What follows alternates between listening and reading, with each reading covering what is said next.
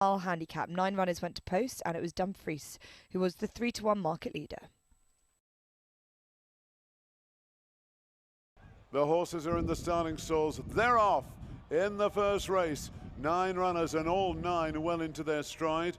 Captain Winter's got a very good start on the inside, but here's the light green of Finn's Charm to take him along up on the outside. Manitou is handy.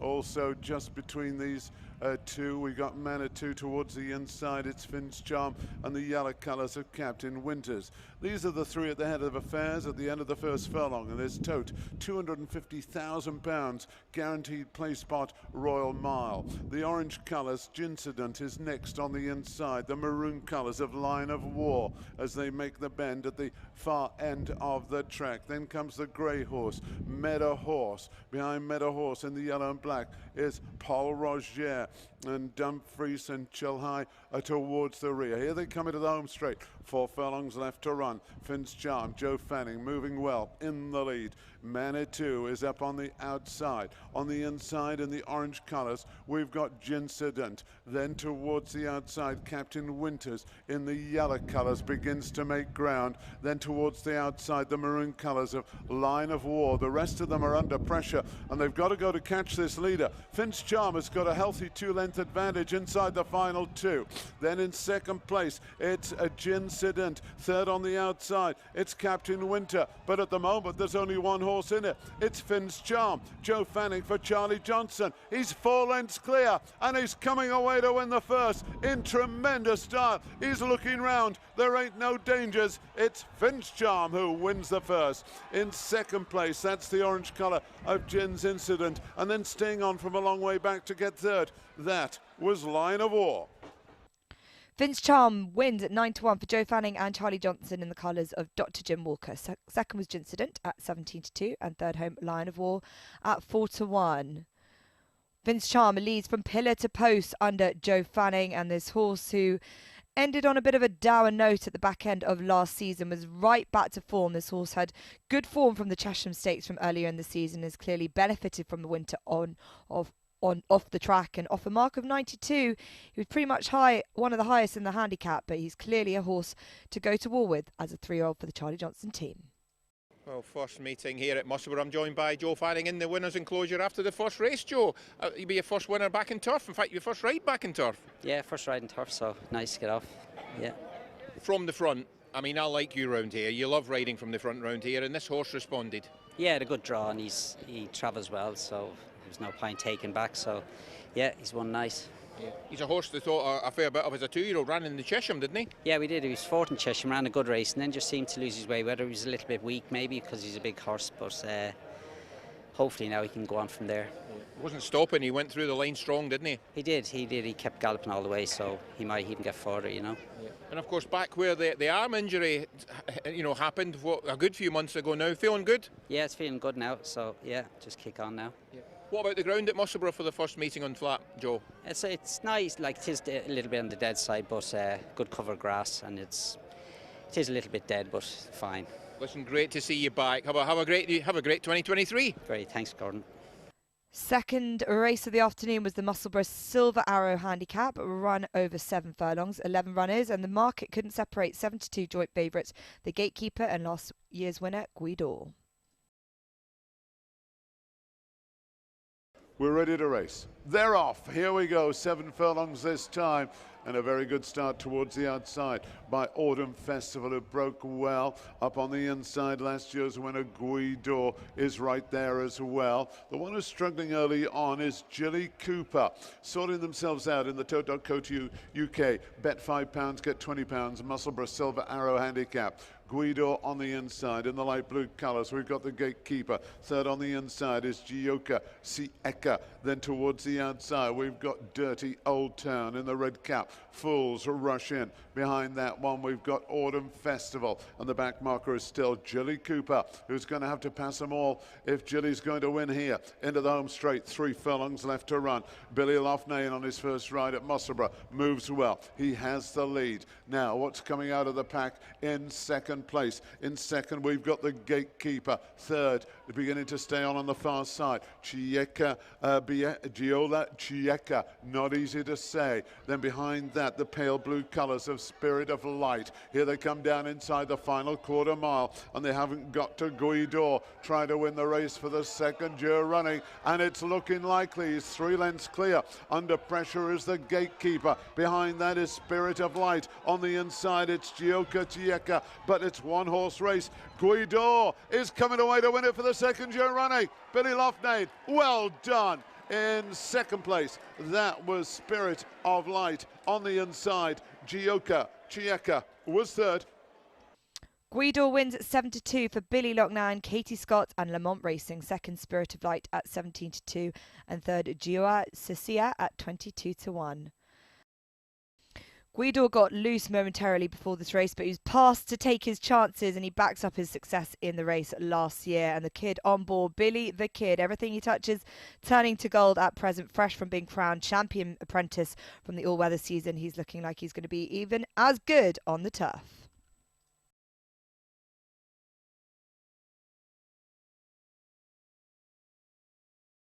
GWEEDORE wins the Silver Arrow Handicap here at Musselburgh for the second year running, and trainer Katie Scott joins me now. He loves air, but he loves here too. Yeah, he seems to quite like a day out in Scotland, doesn't he? But I think both tracks suit him. They're good, honest galloping tracks, and he really enjoys a bend, so it works well. What did you think when there was that wee bit of difference of opinion with Billy Loughnane leaving the paddock? He's just showing us that he's fresh and happy. He clearly comes to hand early because he won this first time up last year. Yeah, although we are a small yard, we do work hard with our horses, and if we try and have them fit first time out, I think we're more than capable of doing it. Abby rides him at home every day. We've had him away for racecourse gallops. No, we were pretty confident we had him squared up for today. How far can he go in terms of improvement? He's just 6, and trip-wise as well?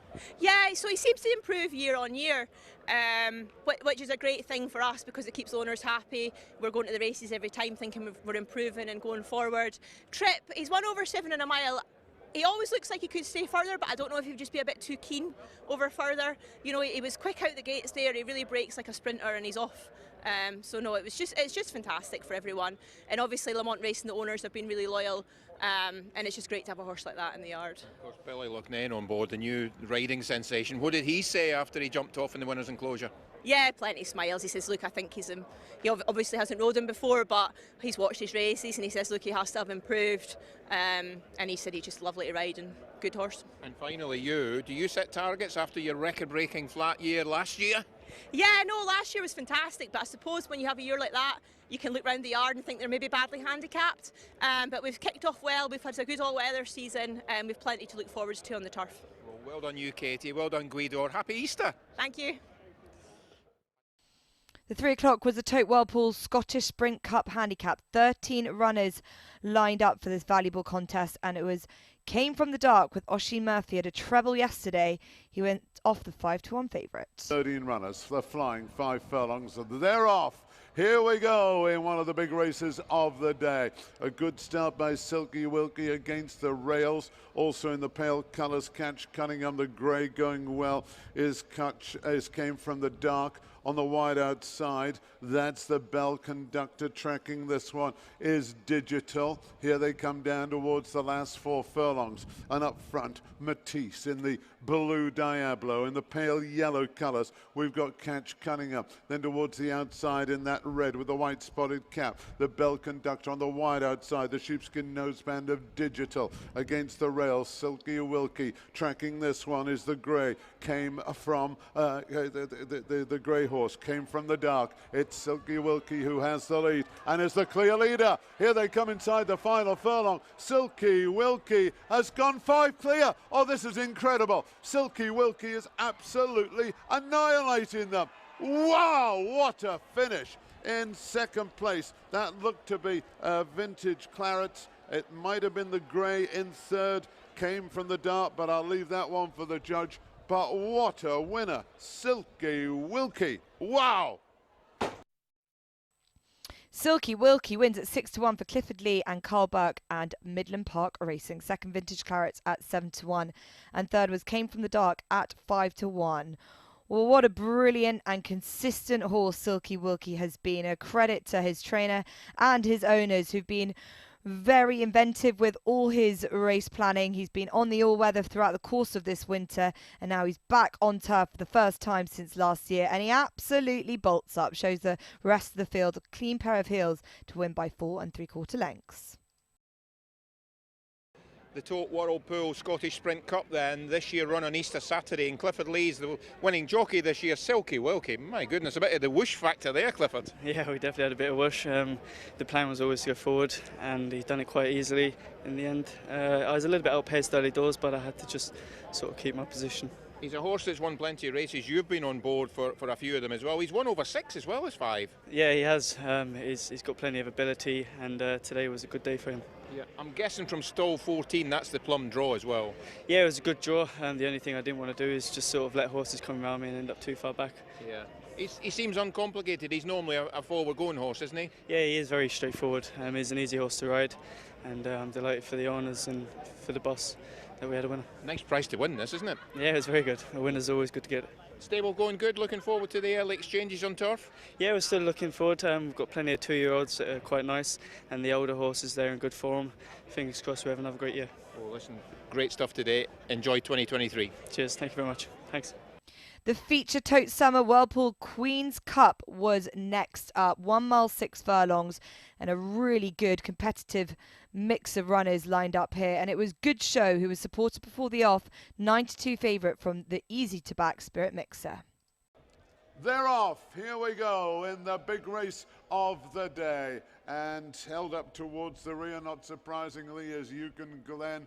Also one who is towards the rear is Wiki Wheels. But let's see who's going to take him along in the early stages. And Pleasant Man is well to the fore. Spirit Mixer on the inside. Here on the outside we've got Emin, and then between the two in the striped sleeves we've got One Smooth Operator. So here they come past the pack stands. A circuit left to run, and up front on the inside we've got Pleasant Man. Up on the outside we've got Emin. These two are stride for stride. In third place is One Smooth Operator as they go away from us in the grandstand. They're very, very well strung out at this stage. It looks as if Nicholas T is towards the rear at this stage. So if he's going to win, he's going to have to pass them all. Let's see what happens as they swing into the back straight with about 1.25 miles left to run in this Tote Whirlpool Summer Queen's Cup. £100,000 in prize money. And as they go down the far side, on the inside it's Pleasant Man. On the outside it's Ermin. These two are stride for stride. Then in third place we've got Spirit Mixer. Then making ground towards the outside is One Smooth Operator in the light blue colours. Just tracking these in the inside, Métier in the orange colours. Keeping that one company on his outside is Good Show. The red colours of Wise Eagle travels next. Behind this comes the Max We Can. Then behind this one on the inside is Dark Jedi. And that's the order as they continue the run down the far side. At the halfway stage in the Tote Whirlpool Summer Queen's Cup. And just the leader towards the outside is Emmett. On the inside, we've got Pleasant Man. These two stride for stride. Then in third place, the striped sleeves of One Smooth Operator. Then comes Spirit Mixer. And behind Spirit Mixer, as they come back towards us, we've got Outbox just on the heels of the leaders. The back marker is still Nicholas T. He's got a bit of ground to make up. Good Show is making ground towards the outside. The orange colours of Métier is right there. Here they come up the home straight in the Queen's Cup. Plenty in with chances on the inside. He's been there right from the word go. It's Pleasant Man. In second place is Emmett. Then switch towards the stand side. Spirit Mixer is asked to improve. In the red colours, Wise Eagle is beginning to improve. Then just behind these in the striped sleeves, it's One Smooth Operator. Here they come. And Wise Eagle, Danny Tudhope comes through to take it up. Pleasant Man fights back on the far side. On the orange colours, Métier is finishing well. It's Wise Eagle who has the lead. Métier is finishing on the far side. It's Wise Eagle leading by half a length. Métier on the far side. Wise Eagle wins it. In second place is Métier. In third is Pleasant Man. Wise Eagle wins the Queen's Cup at odds of 9-1 for Danny Tudhope, Adam Nicol and the C Houses Syndicate. Second Metier at 8-1 and third was Pleasant Man at 10-1. We didn't have the ideal draw, but he was given a pitch-perfect ride by Danny Tudhope. Wise Eagle, the yard star for Adam Nicol, is delivered in a perfect timing to just fend off the late challenge of Metier. This horse, Wise Eagle, has been a real star for his connections. He finished out last season with a good fourth in the Coral Mallard handicap. He had been a good winner, especially here at his favourite Musselburgh, and he starts his season off in the best style possible.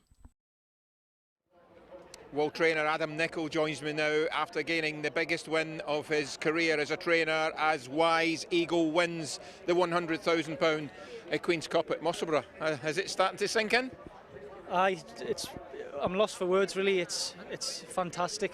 I got interviewed by ITV then, I couldn't speak. It was just emotional, you know. There's a lot of work gone into this. Just a family-run business. And it's just been really hard work, and I've got a lot of people to thank. My partner Jenny, my mum and dad, sister Louisa that rides out.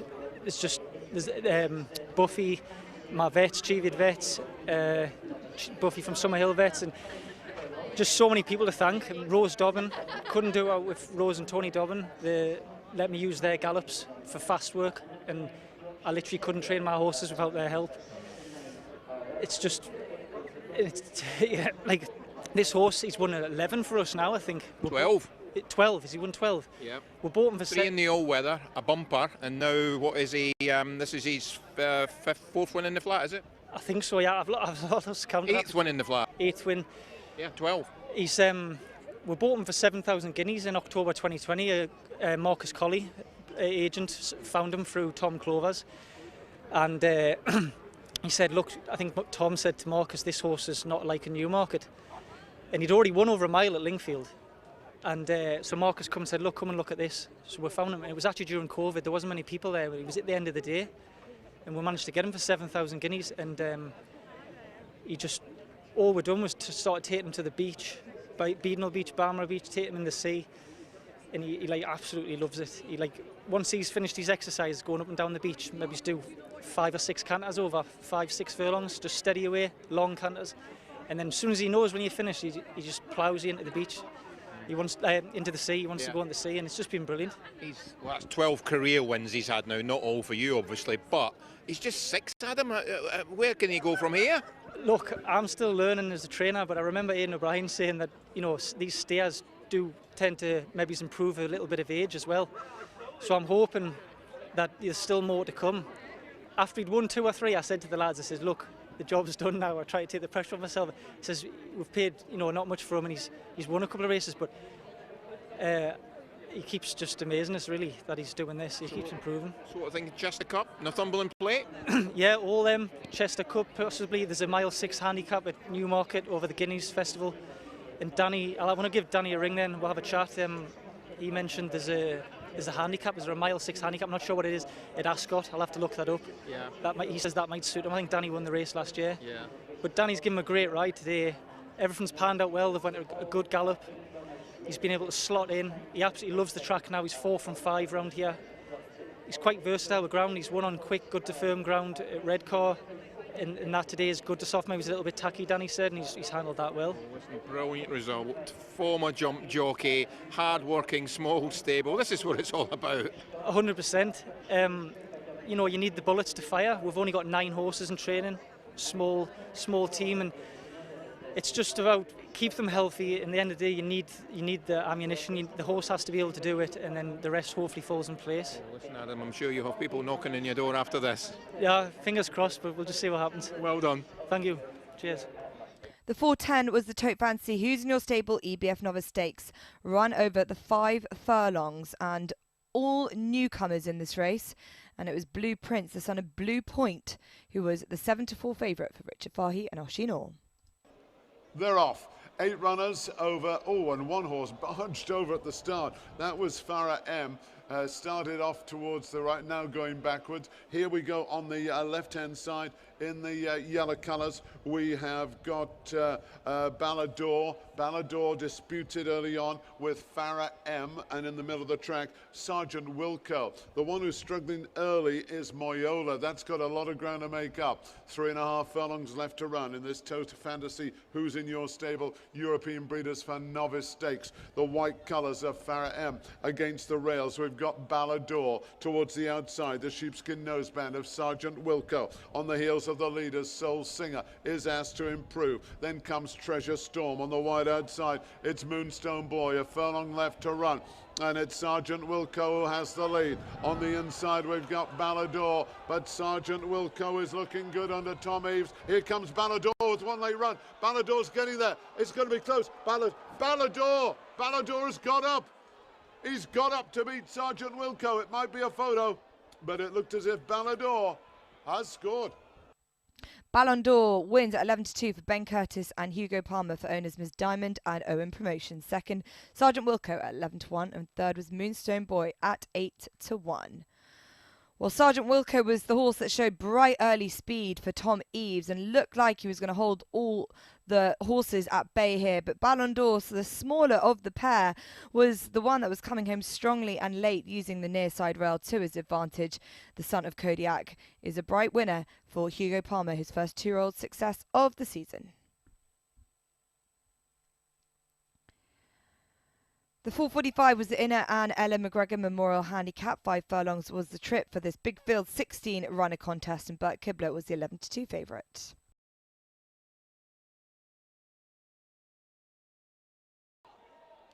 They're off. Here we go over the flying 5 furlongs, and all 16 runners went in their stride, with the exception of Rory, who missed the kick. On the right-hand side, we've got Vadamar in a good position, the blue and white of Bert Kibler, keeping this one company in the sheepskin noseband, Le Beau Garçon. Then towards the inside, let's see, on the outside, we've got Leodis Dream showing plenty of speed. Also, Le Beau Garçon in the black and white, in the yellow with the maroon sleeves. This one is Vadamar against the rails in the black cap. We've got Lady Laid, then making ground towards the outside is Leodis Dream, also beginning to pick up. Here they come down to where it starts getting interesting. A furlong left to run. Vadamar has the lead. Here coming late is Monsieur Cody. Monsieur Cody's coming late. On the outside is Leodis Dream. Monsieur Cody's coming through to win it. Monsieur Cody is going to win it, and win it very nicely indeed. In second place, it looked to be Le Beau Garçon, but I'll leave that one to the judgment. No doubt about the winner, and that was a good winner, Monsieur Cody. Monsieur Cody wins at 11-1 for Oshinor, Richard Fahey and Midland Park Racing. Second, Black Friday at 11-2. Third, Primo's Comet at 17-2. Fourth, Rock Melody at 33-1. Well, big afternoon for owners at Midland Park Racing. They have a nice profitable double here. Monsieur Cody providing the second leg of it, and it was a good ride from man on board Oshin Orr. Had to weave his way past challenges and came home much the best. This horse, who has been campaigned primarily at the 6 furlongs, is clearly a good stayer over 5 and wins by half a length. The first division of the Tote Congratulates Mr. and Mrs. Whistle Handicap came next and ran over a mile. It was our Dickey for Ian Jardine and James Sullivan, who was the 4-1 market leader. They're off. 10 runners over a mile. And let's see who's going to take them along. Our Dickey being ridden along on the inside in the white and green. We've got Judgment Call, also handy in the early stages. We've got just on the heels of the leaders, Tommy G. On the wide outside, the blue with the yellow cap, we've got Copper Mountain. On the inside in the yellow colours, Star of St. James is in a good position. The black and white colours, A Fly Like an Eagle. Tracking this one is Showmedemone. And Diamond Hayes is the back marker as they make the bend out of the back straight. Just over 5 furlongs are left to run, and Judgment Call has the lead from the ridden along Our Dickey. They're pretty well strung out. Tommy G And Billy Loughnane looking for his second winner of the day is third. Fly Like an Eagle, Oijanor is fourth. Then running fifth is Showmedemoney. And the rest have got to sprout wings just to get involved. They're a long way behind. So let's see what happens as they come up the home straight. Just 3 furlongs are left to run. And on the far side, Judgment Call, green sleeves in the black and the dark blue. That's Show Me the Money. Also right there is Fly Like an Eagle as well, staying on. Also here comes Tommy G, the old timer, with a good looking run. Our Dickie is staying on. Here comes Fly Like an Eagle, Show Me the Money. Hey, there's plenty of chances. A furlong left to run. Tommy G, the old timer, now being passed by Fly Like an Eagle. Tommy G fights back on the far side, but it's Fly Like an Eagle who is coming home to win it. Fly Like an Eagle for Lucinda Russell wins.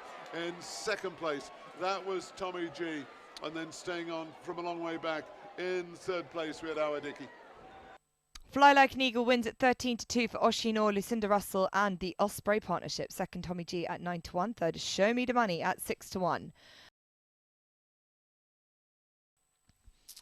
And a cross-card double for trainer Lucinda Russell. And it doesn't matter what code at the moment, she can do it. And this horse, Fly Like an Eagle, back on the track where he was last seen competing over hurdles, clearly has a penchant for the flat and clearly at this trip as well. He's a genuine miler and he sees this out very well, bolting up in the end by 3 lengths to second place, Tommy G.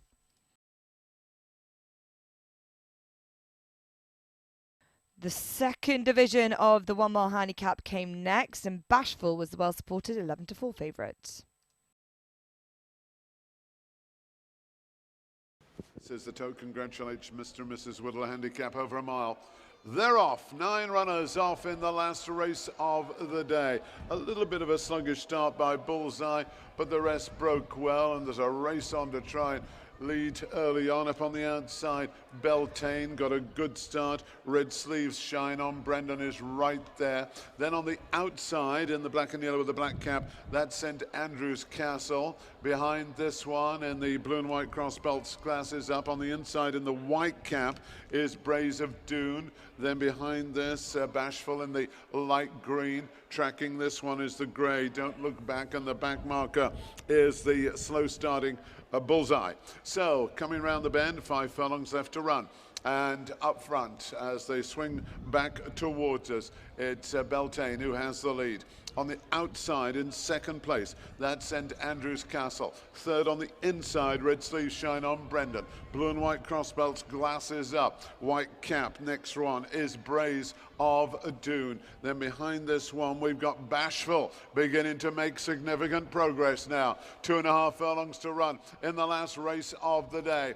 And against the rails, we've got Beltane who has the lead. In the black and yellow, here comes St. Andrew's Castle with a good-looking run. Then behind these, the grey trying to get through is Don't Look Back. On the wide outside in the light green, Bashful is beginning to stay on as well, looking for a way through. We've got Going Underground, but at the moment it's Beltane who has a healthy advantage. Beltane is 2 in front. Staying on the far side is Going Underground, but Beltane is going to win this and going to win it nicely under Kevin Starr. In second place in the stripes is Going Underground, and then in third place, that was St. Andrew's Castle. Beltane wins at 130 for Kevin Stott, Keith Dalglish and Midland Park. A treble on the afternoon for them. Going Underground at 16-1 was second. Third, St. Andrew's Castle at 8-1. Well, what a brilliant afternoon it has been for Midland Park Racing. They've had a great bank holiday weekend in general, and Beltane another one to end out the card for them. This horse was coming into this with only 1 win to his name. That came back in October 2021. He's been a tad frustrating over the course of last year, but he's back fresh and well. He wins pretty readily. These were your winners at Musselburgh on the Queen's Cup day, and what a success it was for the yard of Adam Nicol. Their flag bearer Wise Eagle is a winner again, proving his worth. He was a modest amount at the sales and he's been flying high for them ever since and wins his biggest race to date. And the only winning favourite of the day was GWEEDORE, who had backed